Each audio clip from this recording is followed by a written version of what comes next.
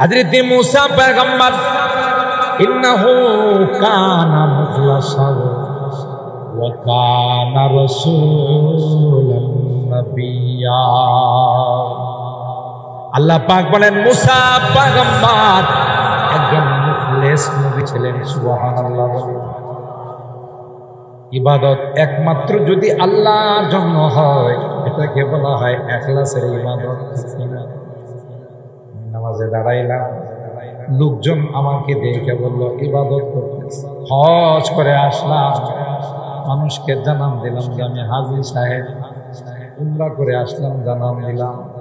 নাম খায়রাত করলাম, জানান দিলাম। বুঝা গেল এর মধ্যে ইখলাস নাই। কথা বলেন ঠিক কেন? ইন্নাহু কানা মুখলাসান আখলাসা ফি ইবাদাতিহি। হযরত মূসা পয়গম্বর নয়, শুধু পৃথিবীর মধ্যে যত পয়গম্বর আল্লাহ তাআলা প্রেরণ করেছেন সমস্ত নবীরাই একমাত্র কার জন্য ইবাদত করছে? জোরে বলেন কার জন্য? নবীদের ইবাদতের মধ্যে গায়রুল্লাহ ছিল না। নবীরা মানুষকে দেখানোর জন্য, অন্যকে বুঝানোর জন্য কোনো ইবাদত করে না। সকল নবীরা একমাত্র কার জন্য ইবাদত করছে? আল্লাহ তাআলা কোরআনের এই আয়াতের মধ্যে বলেন হযরত মূসা পয়গম্বর সম্পর্কে আল্লাহ পাক বলেন পয়গম্বর ইন্নাহু কানা মুখলাসান ওয়া কানা রাসূলান নাবিয়্যা। শুধুই তিনি রাসূল ছিলেন না, পাশাপাশি তিনি নবীও ছিলেন। নবী আর রাসূলের মধ্যে কিছুটা পার্থক্য আছে। নবী বলা হয় যাদেরকে আসমানি কিতাব দেওয়া হয়েছে, রাসূল বলা হয় যাদেরকে আসমানি কিতাব দেওয়া হয়েছে। আর নবী বলা হয় তাদেরকে আসমানি কিতাব দেওয়া জরুরি নয়। আগের নবীর কিতাব অনুসরণ করে উম্মতকে দাওয়াত দিলে তাদেরকে নবী বলা হয়। যেমন হযরতে মূসা পয়গম্বরের পরে যিনি নবী হয়েছিলেন তার নাম ছিল হযরতে ইউসা ইবনে নূন। কে ছিল? ও ভাই বলেন কে? ইউসা ইবনে নূন। হযরতে ইউসা ইবনে নূন কে আল্লাহ নবী বানাইছেন, রাসূল বানান নাই। ইউসা কে আল্লাহ বলে দিলেন তোমার উপর আলাদা কোনো কিতাব নাযিল করব না। মূসা নবীর তাওরাতকে তুমি ফলো করে উম্মতকে দ্বীনের দাওয়াত দিবা। কুল্লামা হালাকা নাবিয়্যু তাসুসুহুমুল আমবিয়া। একজন নবী চলে গেলে পরবর্তীতে ওনার দায়িত্ব সামলাইছেন আরেকজন। কিন্তু আমার নবীর পরে তো আর কোনো নবী না, শুধু মির্জা গোলাম আহমদ কাদিয়ানী ছাড়া আর কেউ নবী আছে? এক কাদ্দানি এক ব্যাটারি, কথা কয় না, এক চোখ কানা নবী দাবি করছে। কে? মির্জা গোলাম আহমদ কাদিয়ানী। কি পরিমাণ তার সিরা ছিল! একবার কয় আমি আসল নবী না ছায়া নবী। বুঝলি? আমি আসল নবী না ছায়া নবী। আবার কয় না আমি ঈসা। আবার কয় আমি মাহদি। ওই আল্লাহ, এক পর্যায়ে কয় আমি মরিয়ম। বেড়া আবার কোনদিন ভিডিও। কেমন তার শীর্ষে এক এক সময় এক এক কথা কয়। একটা পর্যায়ে কই ফেলাইছে আমি মারিয়ম। পাবলিককে জিজ্ঞাসা করে তুমি তো দেখতে পুরুষ মানুষ দেখা যায়, বেড়া মানুষ, তুমি বেড়ি হইলা কবে? বেড়ি হয়ে গেছে হঠাৎ। বেড়ি মানুষের তো মাসে মাসে কিছু সমস্যা হয়, তোমার তো আমারও। আরো আসতে না তার ঠিক আছে না শীর্ষে? এটা তো পাগল, কিন্তু পাগলের কোনো ক্যাটাগরি আছে? ক্যাটাগরি ছাড়া পাগল, ঠিক কিনা বলেন? এই জন্য আল্লাহ এই ভণ্ড নবীরে মারছে বাথরুম, ঠিক কিনা বলেন? টয়লেটে গিয়া বাথরুমে গিয়া মরছে। যেমন নবী তেমন মৃত্যু, কথা বলেন ঠিক কিনা? তো আমাদের নবীর পরে যেহেতু পৃথিবীতে কোন নবীর আগমন ঘটবে না, এই জন্য আল্লাহ তাআলা এই দায়িত্ব আমাদের উপর দিয়েছেন। কুনতুম খায়রা উম্মাতিন উখরিজাত লিন-নাসি তা'মুরুনা বিল মারুফ ওয়া তানহাউনা আনিল মুনকার ওয়া তু'মিনুনা বিল্লাহ। আল্লাহ বলেন, এ আমার হাবিবের উম্মতেরা, তোমাদের পরে পৃথিবীতে আর কোন নবীর আগমন ঘটবে না। তিনি ছিলেন সর্বকালের সর্বযুগের সর্বশেষ নবী। লা নাবিয়্যা বাদি, নবী কয় আমার পরে আর পৃথিবীতে কোন নবীর আগমন ঘটবে না। তাই নবীওয়ালা কাজ কে করবে? উম্মতকে কে দাওয়াত দিবে? এই জন্য আল্লাহ বলেন, নবী চলে গেছেন কিন্তু নবীর নায়েবরা যায় নাই, নবীর উম্মত যায় নাই। তাই নবীর দায়িত্ব তার উম্মত সামলাবে। জোরে বলেন সুবহানাল্লাহ। নবীর দায়িত্ব উম্মত সামলাবে। আর সেই জন্যেই তোমাদেরকে সবচাইতে শ্রেষ্ঠত্বের মর্যাদা দান করলাম। সুবহানাল্লাহ। তাইলে নবী আর রাসূল, হযরতে মুসা আলাইহিস সালাম নবীও ছিলেন, রাসূলও ছিলেন। আল্লাহ তাআলা মুসা আলাইহিস সালামের উপর কিতাব কি নাযিল করছিলেন? একটু বলেন, সবাই বলেন। আসমানি কিতাব, বড় বড় আসমানি কিতাব কয়খানা? 4খানা। সবচাইতে বড় কিতাব ধরে বলে কোরআনে কারীম। যে কোরআনে কারীমের ক্লাসে আমরা বসছি, কোরআনের ক্লাসে বসলে মানুষটা দামি হয় না, বেদামি হয়। কোরআনের ক্লাসের দাম অনেক বেশি, কারণ সাবজেক্টটা যে অনেক দামি, বইটা যে অনেক দামি।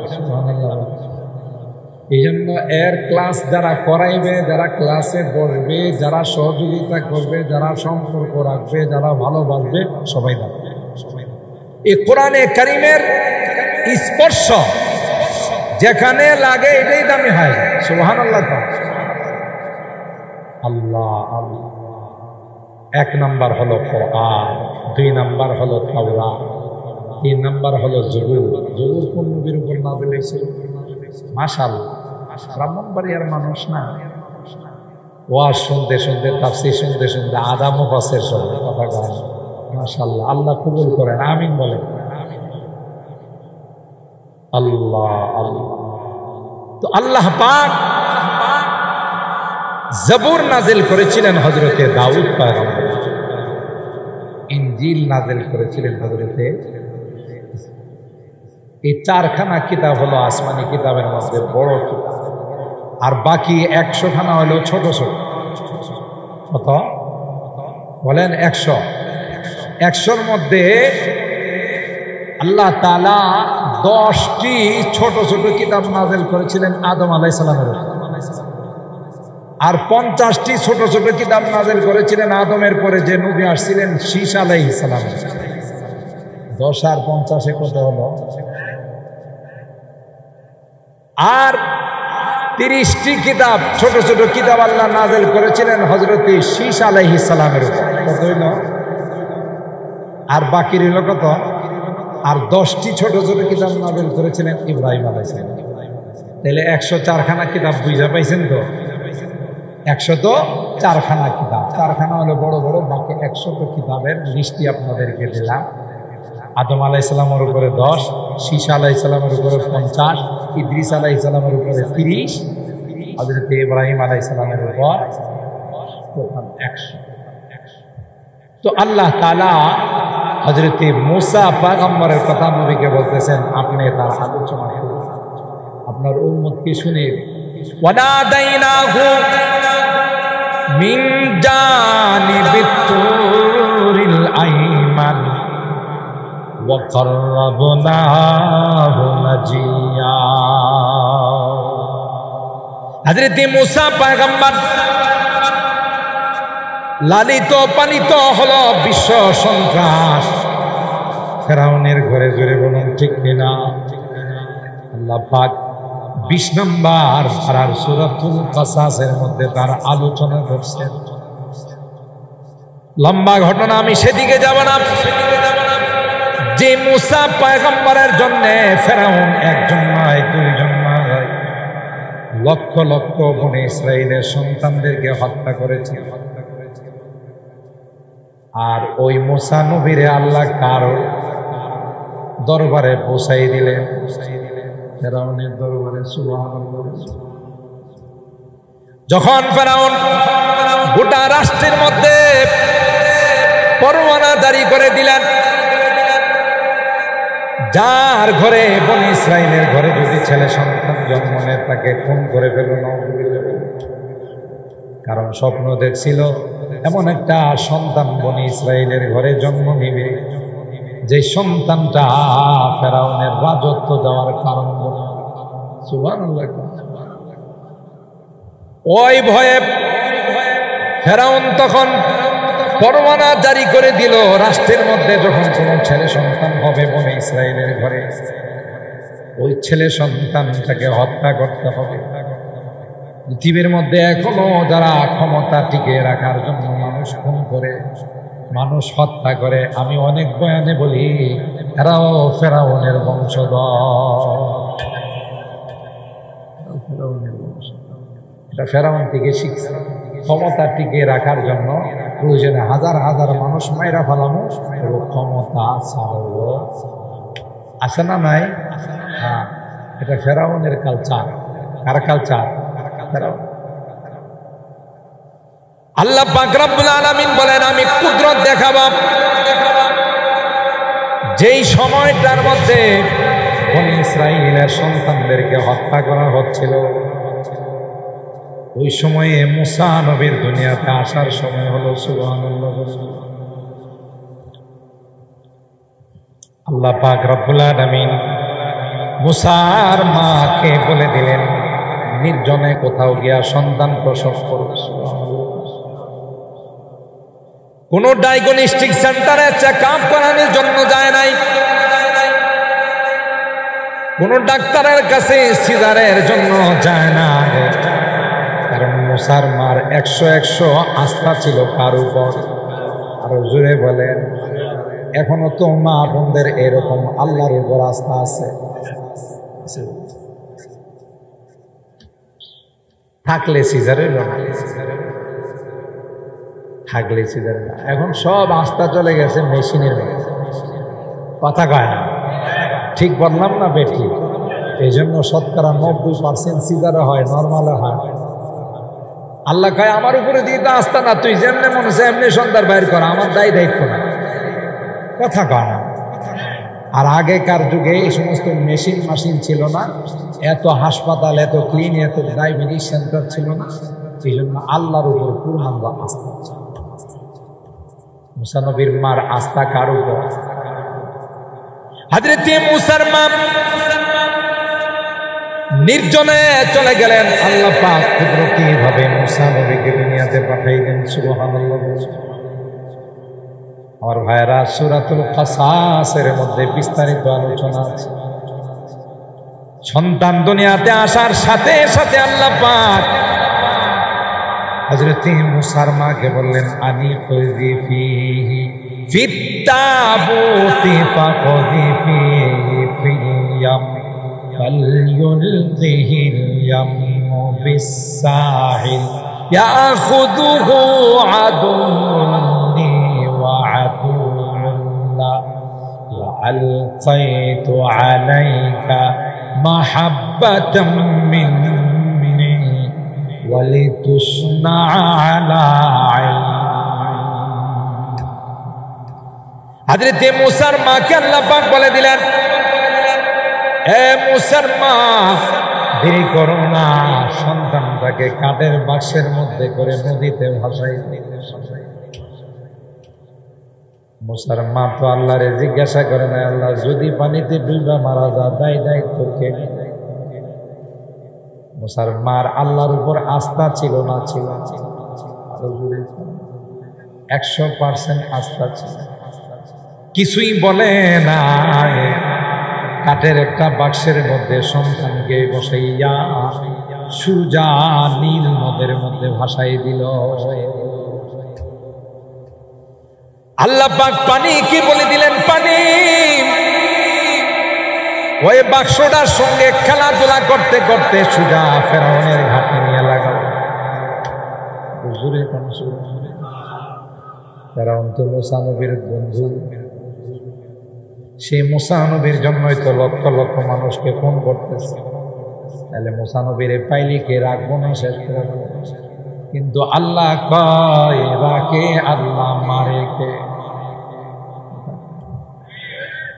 আল্লাহ যদি রাখি কেউ মারতে পারে? ওই পানির ঢেউগুলো খেলতে খেলতে ফেরাউনের ঘাটে নিয়ে লাগাইল। ফেরাউনের কাজের গোয়ারা কর্মচারীরা সকালবেলায় যখন ঘাটের মধ্যে আসে, আইসা দেখে ওই বাক্সের ভিতর থেকে কেমন যেন নূরের প্রকাশ মারতেছে। পথের প্রকাশ মারে, নূরের প্রকাশ মারে। তারা মনে করলো নিশ্চয় এই বাক্সের মধ্যে কোন দামি জিনিস আছে, হয় মুনি মুক্তা, না হয় ডায়মন্ড অথবা স্বর্ণ। এটা খোলা যাবে না, খুললে রাষ্ট্রদ্রোহী মামলায় পড়ে যাব। রাষ্ট্রের জিনিস রাষ্ট্রের প্রেসিডেন্টের কাছে নিয়ে জমা দিই। হযরত মুসা পয়গম্বরের ওই বাক্সটা নিয়ে সুজা কর্মচারীরা ফেরাউনের রাজ দরবারে উপস্থিত হয়ে প্রথমে যে নারীরা ছিল এরা বলে আসিয়াকে, যিনি রানী ছিলেন, ফেরাউনের স্ত্রী হযরতে আসিয়া রাদিয়াল্লাহু তাআলা আনহা, তিনি বড় আল্লাহওয়ালা ছিলেন। সুবহানাল্লাহ, জোরে বলেন। বড় দিনদার ছিলেন, বড় আল্লাহওয়ালী নারী ছিলেন। আল্লাহকে 24 ঘন্টা তিনি ডাকতেন। যে হযরতে আসিয়া ওই বাক্সটা দেখলো, বাক্সের ভিতর থেকে যখন দেখলো কি যেন প্রকাশ মারতেছে, সুবহানাল্লাহ, হযরতে আসিয়া বাক্সটা খুলে দেখে এত সুন্দর একটি সন্তান, মনে হয় রে কেমন যেন আল্লাহ স্বর্ণ দেয়া বানাইছে। তার চেহারার মধ্যে নূরের প্রকাশ মারতেছে। আল্লাহু আকবার বলেন, আরো জোরে বলেন আল্লাহু আকবার। আসিয়া বাচ্চাটাকে খুলে নিয়ে ফেরাউনকে বলেন, ওয়াকালা তিমরাআতু ফিরাউনা কুররাতু আইনিন লি ওয়ালাদ। ফেরাউনকে বলে, আসিয়া, এ ফেরাউন, দেখো এত সুন্দর একটি বাচ্চা রে, আমাদের কোনো ছেলে সন্তান নাই, একটা মাত্র মেয়ে সন্তান আছে। সুতরাং যদি ছেলেটাকে লালন পালন করে বড় করি, এটা আমাদের ভবিষ্যতে কাজে আসবে। তাই তার গায়ে হাত দিও না, কুলে নিয়ে আদর করো। তোমারও কলিজার শীতল, আমারও কলিজার শীতল। তোমারও কলিজার টুকরা, আমারও কলিজার টুকরা। তোমারও চোখের শীতল, আমারও চোখের শীতল। আরে কুলে নিয়ে চুমু খাও, চুরের মন্ত্র। পুলিশ পুলিশ আসিয়া রে কয়, আসিয়া, তুমি যে বলতেছো তাকে চুমু খাওয়ার জন্য, এটা তো কোন জায়গাতে আসছে তার কোনো ঠিক ঠিকানা নাই। আমার তো মনে হয় এটাই হেডা, এটাই হেডা। জাল লাইগা মারতেছি, হেডে আমার কুলে বসে কথা খান না, কুলে বসাইছে কে? আরো জোরে বলেন, কে? ইজ্জতের মালিক কে? বেইজ্জতের মালিক কে? ক্ষমতার মালিক কে? ক্ষমতা চিনিয়ে নেওয়ার মালিক কে?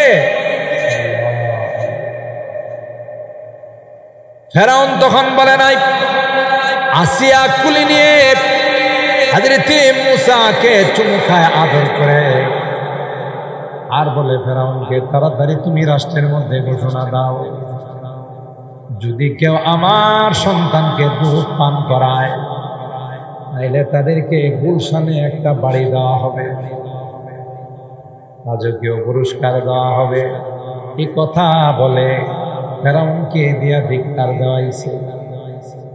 ফেরাউনও ডিক্লার দিছে, আমার সন্তানদের যদি কেউ দুধ পান করা তাইলে রাজকীয় ভাবে পুরস্কার দেওয়া হবে। হাজার হাজার নারী সিরিয়াল দিয়ে লাইন ধরছে, যদি লাগিয়া যা,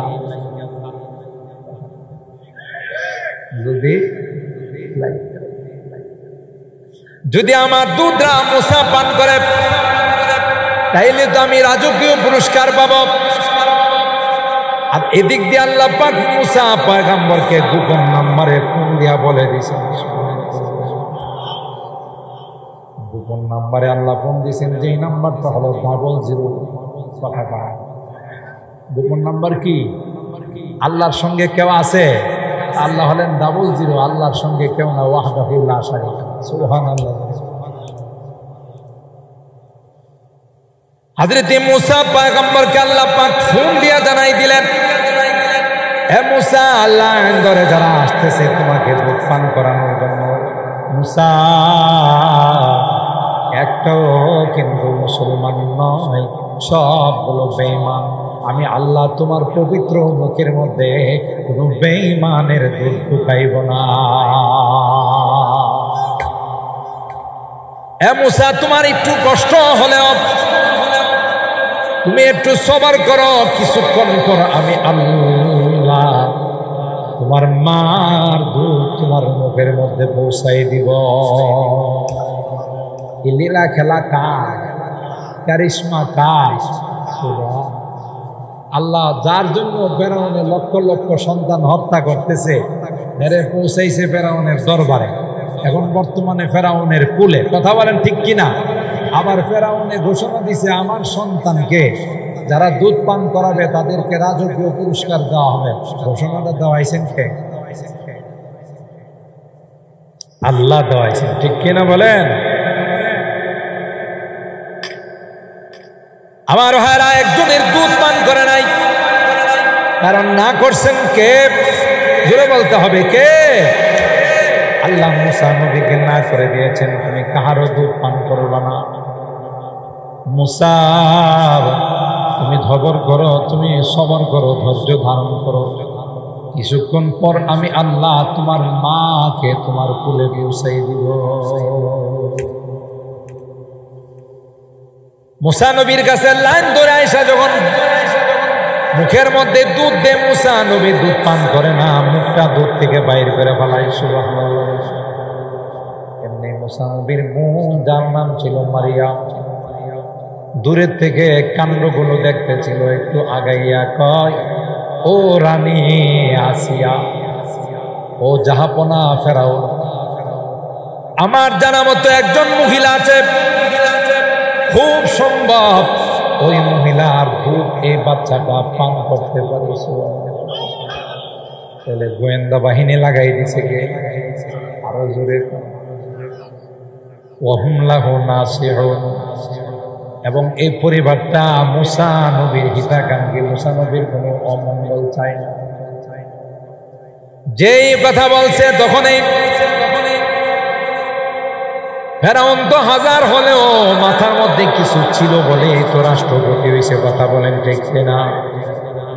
ফেরাউনের মাথায় খেলছে, কিরে যে পরিবারের সন্ধান দিলে বাচ্চার সাথে এই পরিবারের কি সম্পর্ক?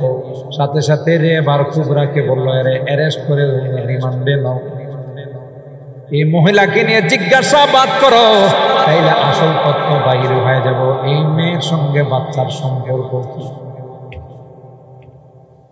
তখন এই হযরতে মুসার বোন মারিয়াম যখন তাকে অ্যারেস্ট করে নেওয়া হলো, আর যখন জিজ্ঞাসাবাদ শুরু হলো, বললেন, না না না, আপনাদের বুঝতে ভুল হয়েছে, আমি কথা বলি না এই বাচ্চার সঙ্গে পরিবারের সম্পর্ক। আমি বললাম যে পরিবারের খবর আমি জানি, এই পরিবার ফেরাউনের পরিবারকে ভালোবাসে, বাস বেকসুর খালাস। সুবহানাল্লাহ। হযরত মুসার মাকে তখন বললেন, আসিয়া বলল দেরি না করে তাড়াতাড়ি করে মুসা আর মাকে ওই মহিলাটাকে নিয়ে আসো যে মহিলার দুধ পান করে। আসলে মহিলাটাকে জোরে আর ভাইরা আসিয়া আর কুলে মুসা পয়গম্বর দুধের জন্য কান্না করতেছে। যেই মা বর্ডারের মধ্যে প্রবেশ করে ফেলল, যে মা এরিয়ার ভিতরে ঢুকে গেছে, মার গ্রাম পাইতে দেরি, বাচ্চার কান্না থামতে দেরি না। এ মুসলমান, মার সঙ্গে বাচ্চার কানেকশন, মার সঙ্গে বাচ্চার সম্পর্ক। কান্দে বাবা কোলে নে, কান্না থামে না। ভাই কোলে নে, কান্না থামে না। দাদা দাদি কোলে নে, কান্না থামে না। যে মা কোলে নিতে দেরি হয়, বাচ্চার কান্না থামতে দেরি হয় না। মার সাথে বাচ্চার কানেকশন আছে, বাচ্চার সম্পর্ক আছে। যুবক, সবাই তোমারে খুব আদর করবে, কিন্তু ওই আদর কেউ করবে না যে আদর তোমাকে মা করছে। সবার ভালোবাসা, সবার আদরের মধ্যে স্বার্থ আছে। মার আদর স্নেহের মধ্যে কোনো স্বার্থ। বিদেশ থেকে আসলে তোমার বউ, তোমার বাল বাচ্চা, তোমার শ্বশুর শাশুড়ি তোমার বিগ পিসের দিকে তাকা, তোমার পকেটের দিকে তাকা, আর মা তোমার চেহারার দিকে। মা জড়াইয়া ধরে বলে, বাবা বিদেশের বাড়ি থেকে তুই ঠিক মতো খাওয়া দাওয়া করিস নাই। এ বাবা, ওখানে কি ঠিক মতো তুই ঘুমাস নাই, ঠিক মতো কে বিশ্রাম নেস নাই। আম্মা কান্দে আর তো আমার মানিকটা কত সুন্দর আছে, কত যুবরা ছিল রে, শুকাইয়া কঙ্কাল হয়ে গেছে। আমার মানিকটার চেহারাটা কত সুন্দর ছিল, দেখতে কত সুন্দর যুবরাজ ছিল, কিন্তু আজকে আমার মানিকটার চেহারার দিকে তাকানো। এই মা কি করে তার চেহারার দিকে তাকাই? তোমাকে একটু শান্তি দেওয়ার জন্য, পরিবারকে একটু শান্তি দেওয়ার জন্য 24 ঘন্টা রাস্তাঘাটে করেছে। এরপরও কলিজায় কত আঘাত লাগে। যেই স্বামী বিদেশে থেকে নিজের শরীরের দিকে তাকায় না, ঠিক মতো কোনো কাপড় চোপড় কিনে না, ঠিক মতো খাওয়া দাওয়া করে না, শুধু কেমন করে টাকা বেশি করে দেশে পাঠায়, কথা কয় না। এরপরেও যদি কোনো নিমক খারাপ স্ত্রী স্বামীর টাকা পয়সা নিয়ে চলে যায়, স্বামীর টাকা পয়সা অপচয় করে, ওর মতো হারামজাদার নিমক খারাপ আল্লাহর দুনিয়াটা দেখেও না। এরকমের বউ আছে না? টাকা পাঠায় স্বামী, কষ্ট করে রৌদ্রে বৃষ্টিতে পুড়ে হাড় ভাঙ্গা পরিশ্রম করে, নিজে না খায়া টাকাটা জমায়, নিজে কোনো ভালো কাপড় চোপড় পরে না, আর এই স্বামীর টাকা পায় আরেকজনের সাথে ফুসফুস করে। ঠিক বললাম? আরেকজনের সাথে ফেরেন করে, কথা বলেন ঠিক কিনা?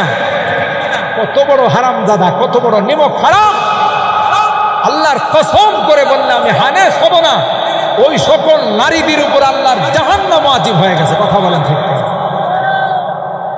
আল্লাহর হাবিব বলেন, যদি পৃথিবীতে কেউ কাউকে সিজদা দেওয়ার অনুমতি থাকতো, তাইলে আমি স্ত্রীদেরকে বলতাম তোমাদের স্বামীদেরকে সিজদা।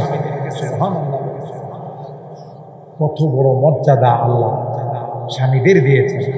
আর সেই স্বামীর খায়া, স্বামীর ঘরে থাইকা, স্বামীর টাকা পয়সা খরচ করে স্বামীর সাথে গাদ্দারি করে, ঠিক না বেটি? তার ঠিকানা জান্নাত না জাহান্নাম? আরো জোরে বলেন, জান্নাত না জাহান্নাম? আল্লাহ আমার এলাকার মা বোনদেরকে হেফাজত করেন, আমিন বলেন। আলহামদুলিল্লাহ, আমাদের এই খোলাপাড়া, আমাদের ব্রাহ্মণবাড়ি এলাকাতে নাই, কোন জায়গায় আছে? কি বলেন? হ্যাঁ, বেশি আছে, কপাল পড়ছে, কপাল পড়ছে, ঠিক কিনা? আমার ভাইরা, হযরত মুসার মা কুলে নিতে দেরি হয়, বাচ্চার কান্না থামতে দেরি হয় নাই।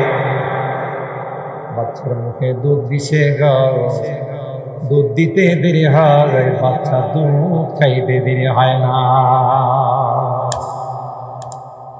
وأوحينا إلى أم موسى أن أرضعي فإذا خفت হযরত মুসার মাকে আল্লাহ তাআলা জানাই দিলেন দুধ পান করাবো, আমি আল্লাহই তোমাকে পাঠানোর ব্যবস্থা করে দিলাম।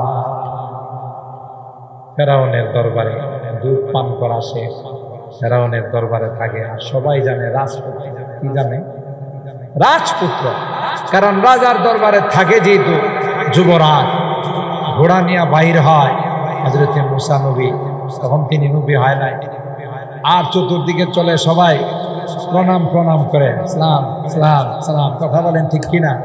কেন রাজার ছেলে। তো একদিন ঘোড়া নিয়ে বের হইছে, দেখে যে দুইজন মানুষের মধ্যে ঝগড়া চলতেছে, সূরা কাসাসের মধ্যে আছে, আপনারা মনে করেন না যে গল্প, এই আয়াতেরই তাফসীর। আল কোরআন ইউফাসসিরু বাদুহু বাদ, কোরআনের এক আয়াত আরেক আয়াতের তাফসীর করে, সুবহানাল্লাহ। তো দুইজনের মধ্যে ঝগড়া, একজন হলো ফেরাউনের বংশের আর একজন হলো মুসার বংশের। তো মুসা নবীরে দেখা যেহেতু রাজার ছেলে বলছে, যুবরাজ এই যে আমাদের দুইজনের মধ্যে একটা বিষয় নিয়ে ঝগড়া শুরু হয়েছে, আপনি মিট করে দেন। শোনার পর যার অপরাধ বেশি, কীর্তি, ফেরাউনের বংশধর ছিল, ওর অপরাধ, কারণ এত রাজার বংশধর, আর যারা রাজার বংশধর এদের পাওয়ারটা কম থাকে না বেশি থাকে? কিছু হইলে কয়ে তুই চিনিস আমি দারগার নায়ের মাঝির শালা, কথা কয় না, দারগার নায়ের মাঝির কি হায় হায় ক্ষমতা দেখা, কথা বলেন ঠিক কিনা? তো রাজার ছেলে যেহেতু ফেরাউনের বংশধর আর মুসা নবীর বংশধর, দুইজনের মধ্যে ঝগড়া হয়।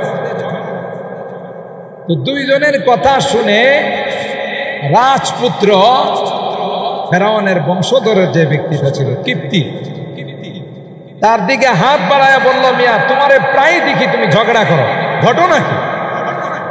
এই কথা বলতে দেরি, হাত যখন সামনের দিকে বাড়াইছে, ওই বেটার আসলে এনজিওগ্রাম করে দেখা গেছে যে পাঁচটাই বলে, কথা কম, হাড় আছে না ব্লক হয়ে গেছে, আর হাড় যাদের ব্লক এদের সামনে যদি বিকট কোনো আওয়াজ করে এটি এমনি হাত তুলবে। যেই হযরত মুসা নবী তার দিকে হাত বাড়াইছে, মিয়া তোমারে প্রায় ঝগড়া করতে দেখা যায়, এমন করছে আজকে আমার কাম, হাত ফেল করে মারা, হাত ফেল করে মুসা নবী মারছে না, নিজে হাত ফেল করে মারছে। হ্যাঁ, এটা বুঝতে হবে, কোরআনের তাফসীর করে অর্থ বুঝে না। ওই যে মুসা পয়গম্বর কিপ্তিরে একটা ঘুষি মারছে, সাথে সাথে কিপ্তির ময়রা পেরে গয়ে গেছে। শ্রোতারা কয়, নবী যদি ঘুষি মারে, ঘুষি মাইরা যদি মানুষ মাইরা ফেলায়, তাইলে তো আমরা ঘুষি না মারলে গুনাহ হবে। ঘুষি মারা নবীদের সুন্নত, নাউযুবিল্লাহ, জুড়ে বলেন। আসলে ঘটনাটা নয়, হযরত মুসা পয়গম্বর যখন থামাইতে চাইলেন, ওই বেটা ভয়ে আর আতঙ্কে মারা গেছে, হাত ফেল করে মারা গেছে।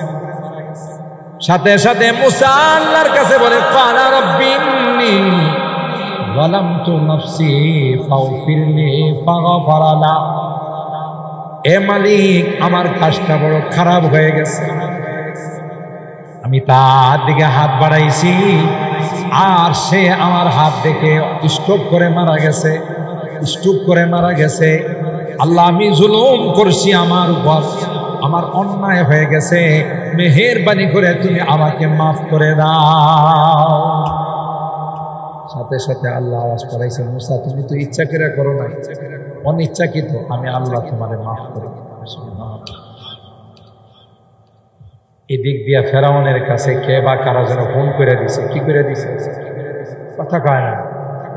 আপনার রাজপুত্র আপনার দলের লোকরে ঘুষি দিয়ে মাইরা ফেলাইছে, এমনি তো নাসুন্না পুরি আরো পাইছে, এমনি তো হ্যার মন পুলিশ পুলিশ না জানে কারে লালন পালন করতেছি, সাপ কি দুধ কলা দিয়া পুষতেছি কিনা কথা কয় না। যে ফোন পাইছে ফেরাউন যে আমার রাজপুত্র আমার দলের লোকরা মায়েরা ফালাইছে, তাড়াতাড়ি আর দেরি নাই, যে আসিয়া রে কয় আসিয়া কইছিলাম না এটাই হেডা কথা কয় না। وجاء رجل من أقصى المدينة يسعى قال يا موسى إن الملأ يأتمرون بك فاقتلوك ليقتلوك فاخرج إني لك من الناصحين। এ মুসা, হে যুবরাজ, আমি তোমাকে ভালোবাসি রে, তাই গোপনে গোপনে আমি তোমার কাছে চলে আসলাম। সব সিদ্ধান্ত হয়ে গেছে, তোমাকে মেরে ফেলবে। কুবরা বাহিনী পাঠাইছে রে, বাহিনী পাঠাইছে, তাই গোপনে গোপনে তোমারে খবর দিলাম। দেরি না করে তুমি সোজা আত্মগোপন করো, এলাকা ছেড়ে অন্যত্র চলে যাও। এই খবরদাতারে কে পাঠাইছে? কথা কয় না, ঘুমাইতেছেন কেন? তাহলে একটু কথা কথা কয়া লাগবো তো। আমি তো এই যে সর্বোচ্চ 10:15 এর ভিতরেই শেষ করে দেবো। তাহলে আপনারা যদি একটু কথা কথা না কর, তাহলে মনে করবো তাফসীর শুনতে শুনতে আমরা হাঁপাই গেছে। আল্লাহ কবুল করেন, আমিন বলেন। আমার ভাইরা, ওই লোকটা বলতেছেন ইন্নী লাকা মিনান নাসিহিন, হে মুসা তোমাকে ভালোবাসি রে, তাই তোমার গায়ে কোনো পাশ লাগো, তোমার গায়ে কেউ আঘাত করো সেটা আমি মানতে পারবো। তুমি দয়া করে আর এলাকায় ঢুকো না, মিশরে ঢুকো না, মিশর থেকে অন্যত্র কোথাও চলে যাও, আল্লাহ তোমাকে হেফাজত করবে। হযরত মুসা পয়গম্বর ভয়ে ভয়ে এলাকা ছেড়ে চলে গেলেন। যাইতে যাইতে পাশের শহর মাদায়ান শহরে চলে গেলেন। সুবহানাল্লাহ। ওখানে গিয়ে অসহায়ের মতো কেউ নাই রে, মা নাই, বাবা নাই, আত্মীয় স্বজন নাই, এলাকার কেউ নাই। একটা বৃক্ষের নিচে বসে অসহায়ের মতো আল্লাহকে বলেন, আল্লাহ তুমি আমার কাছে যা পাঠাইবা, আমার আশ্রয়দাতার কেউ নাই, একমাত্র তুমি। আল্লাহ আমি তোমার মুহতাজ। এই কথা আল্লাহর কাছে ফরিয়াদ জানাই, তুমি আমার ঠিকানা দিও। আমি ঠিকানা বিহীন, কারণ ওখানে যদি যায় আমার মাইরা ফেলাই, আমি এখানে বসে রইলাম। হযরত মুসা নবীরে আল্লাহ জানাই দিলেন, টেনশন করো না, আমি তোমার জিম্মাদার। সুবহানাল্লাহ। এমনি হযরত মুসা পয়গম্বর গাছের নিচে বসে যুবক টেনশন করতেছিলেন, হায় হায় কোথায় যাব, রাত হয়ে গেলে তো যাওয়ার জায়গা, কেউ তো আমার বাড়িতে জায়গা দেবে না, কারো বাড়িতে মেহমান হতে পারবো না। এমনি হযরতে শুআয়ব নবী মাদায়ানে বসবাস করতেন। তার ছোট্ট ছোট্ট 2টা মেয়ে বকরিরে পানি পান করানোর জন্য, ছাগলরে পানি খাওয়ানোর জন্য আসছিল। মানুষের ভিড় দেখা, যেহেতু একটা কুয়া, শত শত ছাগল, সবাই কার আগে কে পানি পান করাবে নিয়ে ব্যস্ত। কথা বলেন ঠিক কিনা? আমার ভাইরা, ওই 2টা মেয়ে, বাবা বুড়া মানুষ, 2টা মেয়ে তাদের ছাগলগুলো নিয়ে দূরে এক জায়গায় আলাদা দাঁড়াই। নজর পড়ছে হযরত মুসা পয়গম্বরের। সুবহানাল্লাহ।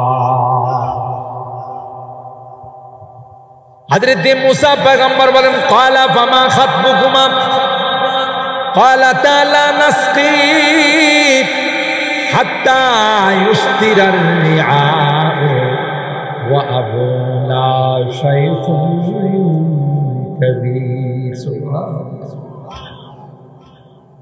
একজন মেয়ে বললেন, ভাই আমরা নবীর সন্তান, আমরা মানুষের কাছে গিয়ে ধাক্কা ধাক্কি করতে পারবো না। কথা বলেন ঠিক কিনা?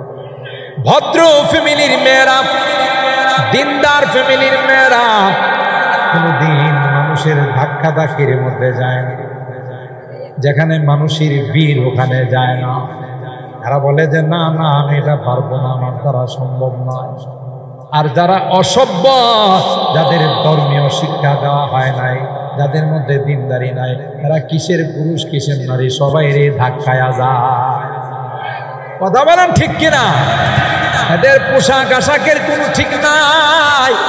আর দিনদার ফ্যামিলির মেয়ে যারা হয়, ভদ্র ফ্যামিলির মেয়ে যারা হয়, এদের পোশাক দেখবেন বড় সুন্দর, বোরকা ছাড়া বাহির হয় না। কখনো যদি উন্না কামিজ সালোয়ার পরে বের হয়, তাও বিশাল উন্না দিয়ে মুখটা ঢাইকা রাখে। কথা বলেন ঠিক কিনা? নবীর সন্তান হযরত শুআয়ব আলাইহিস সালামের দুই মেয়ে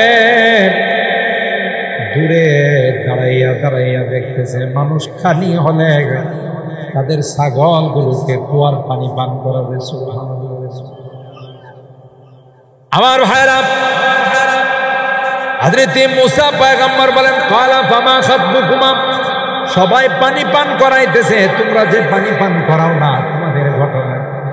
দুইটা মেয়ে করুণ সুরে কান্না জড়িত কণ্ঠে বলেন আমরা পানি পান করানোর জন্য ধাক্কা ধাক্কি করতে পারবো না, আমরা মেয়ে মানুষ রে, আমরা পয়গম্বরের সন্তান, আমাদের বাবা একজন বুড়া মানুষ, তিনি আসতে পারে না, তাই আমরাই তার পক্ষ থেকে ওই বকরিগুলোকে পানি পান করানোর জন্য আসলাম। হযরত মুসা পয়গম্বর রাজপুত্র যুবক, কথা বলেন ঠিক কিনা? গায়ে শক্তি আছে না নাই? তাড়াতাড়ি ছাগলগুলোকে হাতে ধরে বলল তোমরা এখানেই থাকো।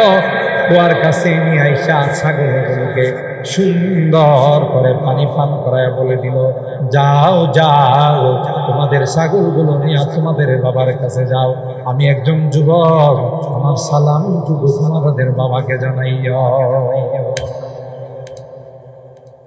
দুই মেয়ে বাবার কাছে গিয়ে বলে ক্বালাত ইহদাহুমা ইয়া আবাতি ইস্তাজির, একজন মেয়ে বলেন বাবা এমন মানুষ হয় না, এমন যুবক হয় না। যুবকরা তো যুবতী মেয়েদেরকে দেখলে এইভাবে তাকায়, ওইভাবে তাকায়, ওইভাবে তাকায়, কিন্তু এমন একজন সুন্দর যুবক, এমন একজন নেককার যুবক, যে যুবক আমাদের ছাগলগুলোকে পানি পান করাইয়া আমাদের দিকে তাকায় নাই, বড় শক্তিশালী, বড় আমানতদার, বড় দিনদার, বড় নেককার। আমরা তো মেয়ে মানুষ, এত দূরে বারবার যাইতে পারি না রে বাবা, আপনি যদি মেহেরবানি করে তাকে আমাদের বাড়িতে কর্মচারী হিসেবে রেখে দেন, তাইলে আমাদের আর যাওয়া লাগবে না, সেই আমাদের বকরিগুলোকে পানি পান করাবে। এই কথাগুলো বাচ্চাদেরকে দেয়া বলাইছেন কেউ? আরো জোরে বলেন। মুসা নবীর কোন আশ্রয় নাই, ঠিক কিনা বলেন? মুসা নবী আল্লাহকে বললেন আল্লাহ আমি একজন আশ্রয়হীন, আমার কোনো আশ্রয় নাই, তাই তুমি আমার আশ্রয়ের ব্যবস্থা করে দিও। আল্লাহ কই মুসা টেনশনের কারণ নাই, এমন সুন্দর আশ্রয়ের ব্যবস্থা করব, তিনিও তোমার মতো একজন পয়গম্বর। বাবা পরে আমাদের বাড়িতে একটু কর্মচারী রাখা যায় না? প্রস্তাব দিচ্ছেন শুআয়ব নবীর মেয়েরা, নিয়ে আসো, দরকার, আমি বড় হয়ে গেছি, তোমরা মেয়ে মানুষ, এগুলোর ঘাস টাস খাওয়াইতে হয়, আবার পানি টানি পান করাইতে হয়, নিয়ে আসো। একজন আইসা বললেন আমাদের আব্বা আপনাকে ডাকছেন, আপনি যান। হযরত মুসা পয়গম্বর যুবক বললেন তোমরা আগে আগে যাও, আমি তোমাদের পিছনে পিছনে আসছি। মেয়েগুলো সুন্দর করে আগে আগে চললেন, আর খুব ভালো করে খেয়াল করছে পিছন দিয়ে আমাদের দিকে তাকায় কিনা। কিন্তু মুসা পয়গম্বর যুবক, আর ওই যুবক বয়সেও তিনি যখন রাস্তা দিয়ে চলা শুরু করলো, একটা বার মেয়েগুলোর দিকে তাকাইল না, চেহারাটা নিচের দিকে দিয়া, নজরটা দৃষ্টিটা মাটির দিকে দিয়া আস্তে আস্তে নবী শুআয়ব আলাইহিস সালাম মেয়েগুলো যায় রিপোর্ট দিল আব্বা এটা কোনো সাধারণ যুবক নয়, নিশ্চয়ই কোনো ভদ্র ফ্যামিলির যুবক। সুবহানাল্লাহ। কারণ আমরা যুবতী নারী আমাদের দিকে তাকায় নাই, আমাদের সাথে একটা কথাও রাস্তায় কয় নাই, আব্বা একই যদি রাখা হয় তাইলে মঙ্গল হবে। হযরত শুআয়ব আলাইহিস সালাম যখন মুসা নবীর চেহারার দিকে তাকাইছে, কথায় কয় না যে স্বর্ণকার স্বর্ণ চিনে, কথা কয় না কর্মকার কর্ম চিনে, স্বর্ণকার স্বর্ণ চিনে। হযরত শুআয়ব নবীর চেহারার দিকে তাকাইয়ে বুঝা ফেলাইছে এটা কোনো সাধারণ যুবক নয়, এটা আসলে একজন পয়গম্বর হবে। হযরত মুসা পয়গম্বরকে শুআয়ব নবী তখন প্রস্তাব দিলেন, তুমি যদি আলান তাজুরানি সামানিয়া হিজাত ইন্নী উরিদু আন উনকিহাকা ইহদাবনাতাইয়া হাতাইনি আলা আন তাজুরানি সামানিয়া হিজাত। ও মুসা, তোমার চেহারা দেখে মনে হচ্ছে তুমি বড় ভালো মানুষ, আমার দুইটা উপযুক্ত মেয়ে আছে, আমি চাই একটা মেয়েকে দিয়ে তোমাকে আমি জামাই বানাবো। আর জোরে কোন সুবহানাল্লাহ। তবে শর্ত হলো 8 বছর আমার বাড়িতে বকরি রাখালি করতে, এটাই তোমার মহারণা। তুমি যদি 8 বছর আমার বাড়িতে থাকো আর 8 বছর বকরি রাখালি করো, তাইলে তোমাকে আমি মেয়ে বিয়ে দিব, তুমি মহারণা দিতে হবে না।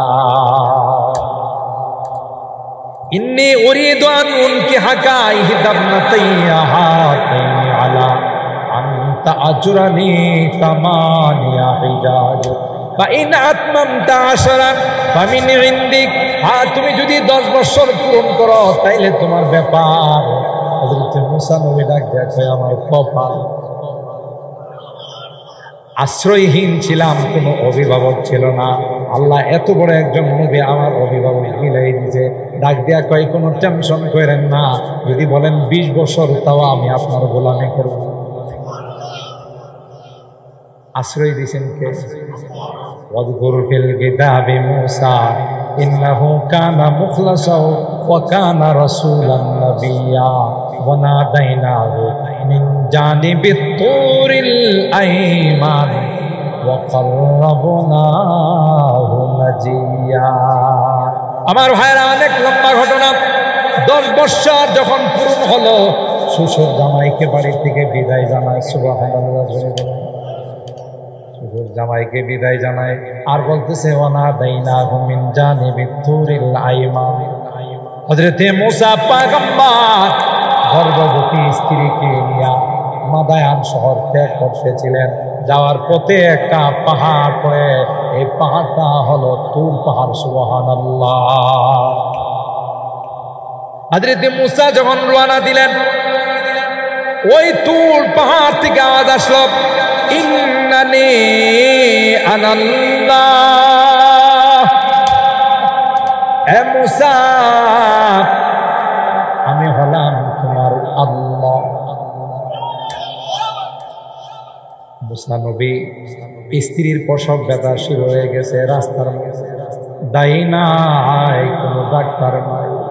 মুসা নবী কি করবেন তাও বুঝতেছেন না। কোন ঘটনা কে ঘটাইছে? হযরত মুসা পয়গম্বর সামনে দেখে একটা আগুন। শীতের দিন একটু আগুনটা যদি পাওয়া যায় তাইলে কিছুটা হলো কি হবে সহযোগিতা। আগুনের কাছে যায়, আগুন লাফ দিয়া ধরে চলে।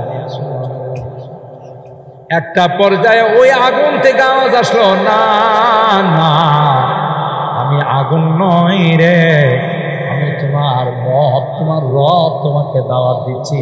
ইন্নানি আনাল্লাহ। আল্লাহ পাক বলেন, আকাররাবনাহু নাজিয়্যা।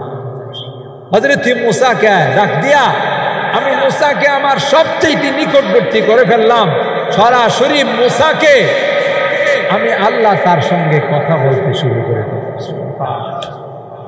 পরের আয়াতরা আর যাওয়া সম্ভব নয়। 2টা আয়াত মোটামুটি আপনাদের খেদমতে, যে আল্লাহ পাক মুসা নবীকে কিভাবে নবী বানায়। যে প্রথমে তিনি ছিলেন ফেরাউনের ঘরে, আল্লাহ ওখান থেকে বড় করে বাইর করে পরে আশ্রয় দিলেন কার ঘরে? শুআয়ব নবীর ঘরে। কার ঘরে? শুআয়ব নবীর ঘরে।